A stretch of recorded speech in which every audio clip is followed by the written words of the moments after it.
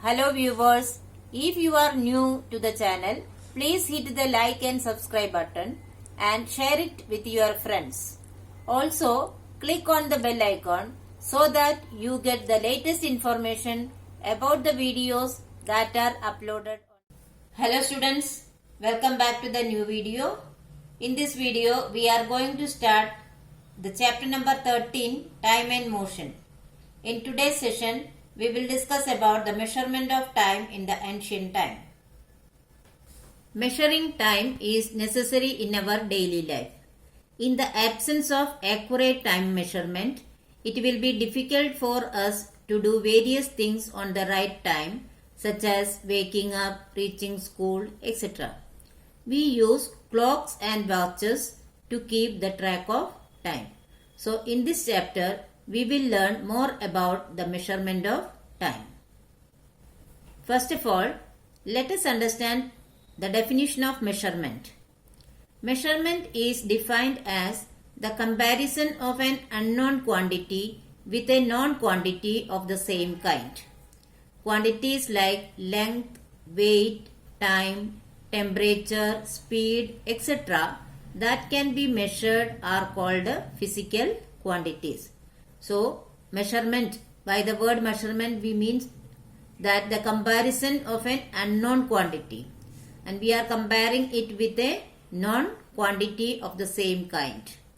Under this group, it comes the length, weight, time, temperature, etc. Which can be measured are called physical quantities. In this chapter, we will study about the measurement of time. Time is an ongoing sequence of events taking place in the past, present and future. The knowledge of time and its measurement is very important. The standard unit of time is second. Other common units of time include minutes, hours, days, weeks, months and years. So, what is time? It is an ongoing sequence of events. It can be in the past or present or in the future. The knowledge of time is very important, and the standard unit of time is second. Depending on the situation, the units of time can be other units like hours, days, weeks, months or years. In ancient times, prehistoric men had their own ways to measure the time. It was based on the periodic movements of heavenly bodies. For example, day and night were measured because of the rotation of the earth on its axis. As I told you, to measure the time we need a known quantity. So it was based on the periodic movements of the heavenly bodies. The prehistoric men could measure the time. For example, day and night were measured because of the rotation of the earth on its axis. This rotation leads to the sunrise and sunset. A month used to be measured based on the movement of the moon around the earth. So, day and night was based on the rotation of the earth, and month is measured based on the movement of the moon around the earth. In the same way, a year was measured as the time taken by the earth to complete one revolution around the sun. Later on, certain instruments were designed for measuring time, such as sundial, sun clock and water clock. So these were the three instruments that were designed in the ancient time to measure the time. First of all, we will discuss about sundial. A sundial works on the principle of shadow formation due to the sunlight, which varies with the position of the sun in the sky.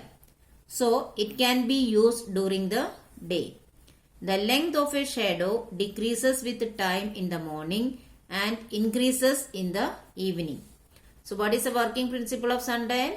Shadow formation due to the sunlight. So, it can be used only during the day. What happens to the shadow in the morning?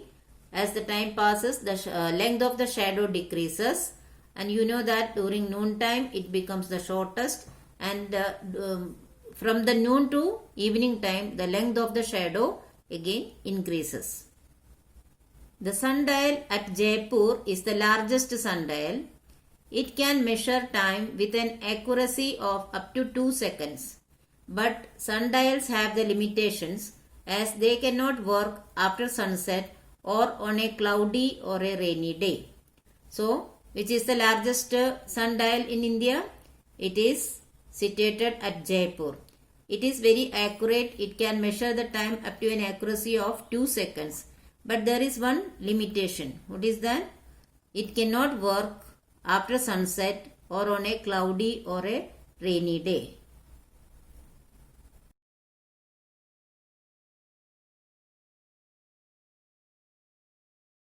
Next one, sand clock. A sand clock consists of two rounded glass bulbs placed one above the other that are connected with a narrow glass tube and a quantity of sand that trickles from the upper bulb to the lower one. So two bulbs are placed one above the other that are connected with a narrow glass tube. So in the upper one the sand is filled, which can come down or trickle from the upper bulb to the lower one. When all sand is in the lower chamber, the sand clock is inverted and it takes a fixed interval of time for this sand to move from one chamber to other.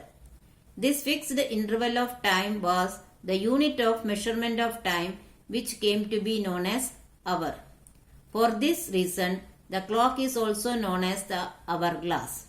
So, the time taken to empty the sand from the upper bulb to the lower bulb, that is considered as 1 hour or an hour. For this reason, this sand clock is also known as hourglass.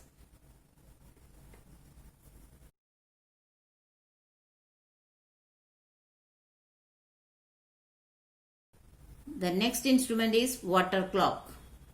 The water clock does not depend on the movement of the sun or other celestial bodies to measure time. Therefore, it could be used even at night. It was invented by the ancient Greeks. So, water clock is not depending on the movement of the sun or any other celestial bodies. Therefore, it can be used at any time of the day. It was invented by the ancient Greeks. In water clock, time is measured by observing the regulated flow of water into or out of a vessel. The bowl which receives the water has markings to indicate time intervals. So, the water is allowed to flow in a regulated way. It can be either into or out of the vessel. Therefore, the bowl which receives the water has the markings that can tell the time intervals.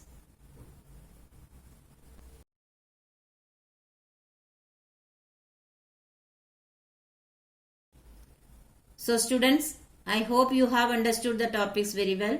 But still, if you have any doubt, you can write in the comment section. I will surely try to solve it as early as possible. Here are some review questions. Please solve it in your notebook. Thank you.